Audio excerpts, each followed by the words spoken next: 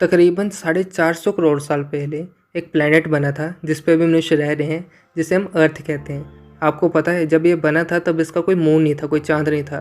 थोड़े समय बाद एक मंगल ग्रह जितना बड़ा ग्रह आके इससे टकराया था और धरती के कुछ टुकड़े हो गए थे। पर धरती का ग्रेविटेशन फोर्स इतना ज़्यादा था कि उसने इन टुकड़ों को यूनिवर्स में फैलने नहीं दिया, अपने पास होल्ड करके रखा और इन टुकड़ों को बाद में मिलकर धरती का भाई बना जिसे हम चंदा मामा कहते हैं। कई साइंटिस्टों का यह भी मानना है कि अगर चांद ना होता तो जो है धरती पे जीवन पनप ही नहीं सकता था, बन ही नहीं सकता था। तो आज हम इसी हाइपोथेसिस पे बात करेंगे कि आगे जाकर अगर चांद ब्लास्ट होता है या फिर गायब हो जाता है तो इसका जो है धरती पे क्या असर पड़ेगा। तो हाय गाइस, मैं हूँ दीप और आप सभी देख रहे हैं दीप फैक्ट्स। आज हम एक हाइपोथेसिस पे बात करेंगे कि अगर जाके चांद ब्लास्ट हो जाए या फिर गायब हो जाए तो धरती पे इसका क्या असर होगा। तो चलिए वीडियो शुरू करते हैं।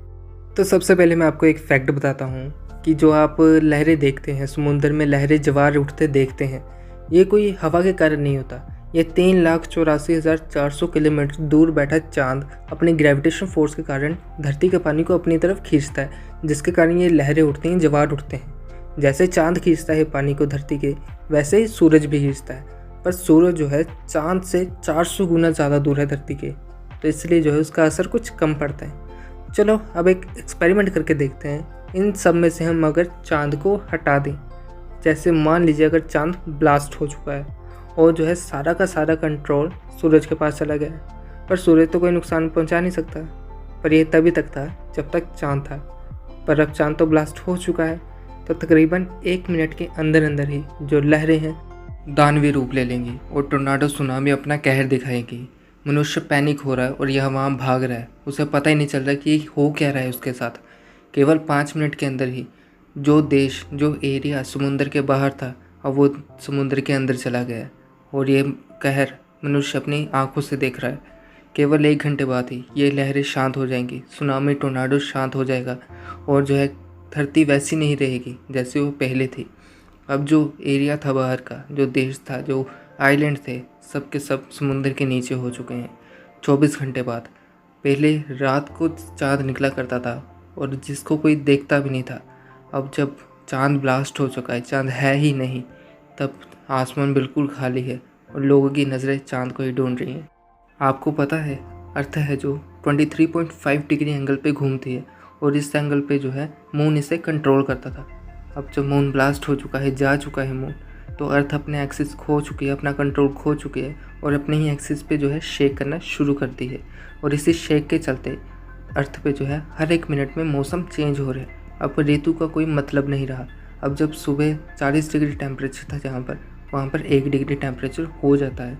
और जो है इसी शेक के चलते अर्थ पे कई जगहों पर भूकंप भी आ रहे हैं और जो है वोल्केनो एक्टिव हो चुके हैं। 12 घंटे बाद टीवी पे ये न्यूज़ आ चुकी है कि जो समुद्री तट थे, जो समुद्र के आसपास के एरिया थे, वो सब के सब समुद्र में समा चुके हैं। और मुझे ये बताते हुए दुख हो रहा है कि जो इंडिया की कोस्ट लाइन थी, जो समुद्री तट थे, जिसमें मुंबई, गोवा और कन्याकुमारी मेन थे, वो सब के सब समुद्र में समा चुके हैं।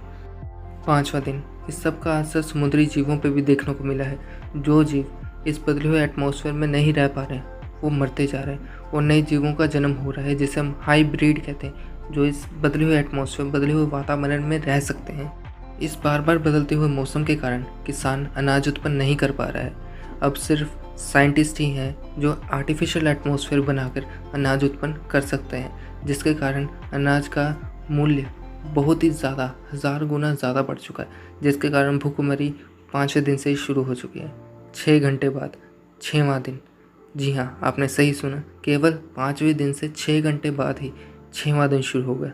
क्योंकि अब जो दिन है वो 3 घंटे का होता है और जो रात है वो भी 3 घंटे की होती है। क्योंकि जो अर्थ की रोटेशनल स्पीड है वो बहुत ज़्यादा बढ़ चुकी है। क्योंकि जब मून था तो मून जो है अर्थ को कंट्रोल करता था, रोटेशनल स्पीड को कंट्रोल करता था, जिसके चलते हमारा दिन है वो 24 घंटे का होता है। पर अब जब मून चला गया है तो जो है अर्थ की रोटेशनल स्पीड बहुत ज़्यादा बढ़ चुकी है, जिसके कारण ये 24 घंटे का दिन ना होकर 6 घंटे का हो गए, जिसका मतलब 24 घंटे के अंदर 4 बार सूरज चढ़ेगा। अब हमारे एक साल में 365 दिन नहीं होंगे, 1000 से भी ज़्यादा दिन होंगे 1 महीने बाद।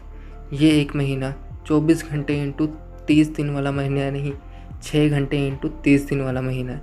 में कि हमारा 1 महीना केवल 7 दिन का होगा। इस बदले हुए टाइम और इस बदले हुए मौसम में जो इंसान है वो हैप्चुअल हो चुका है। लेकिन अब इंसान पुरानी बातों के लेकर रोता है कि जब चाँद था तब वो उन्हें नोटिस भी नहीं करते थे, जब दिन 24 घंटे का होता था और ऋतु नाम की कोई चीज़ होती थी। अब मैं आपको कहूँगी कि आप रिलैक्स कीजिए, क्योंकि एक हाइपोथेसिस है और ये वो हाइपोथेसिस है जो सारी हाइपोथेसिस से सबसे ज़्यादा डेंजरस है। हमारा मून जाने वाला तो है नहीं कहीं, तो आप जो है रिलैक्स कीजिए। पर अभी जो मैंने आपको कहानी सुनाई, कई साइंटिस्टों का ये मानना है कि जो मंगल ग्रह है उसके साथ भी ऐसा ही हुआ था। उसका भी पहले चाँद था, उस पर भी पहले जीवन था, पर जो एक मरता हुआ तारा जिसे हम सुपरनोवा कहते हैं, उसमें से गामा एनर्जी निकली और जो उसने मंगल ग्रह के मून को टच किया, जिससे वो ब्लास्ट हो गया, डिस्ट्रॉय हो गया।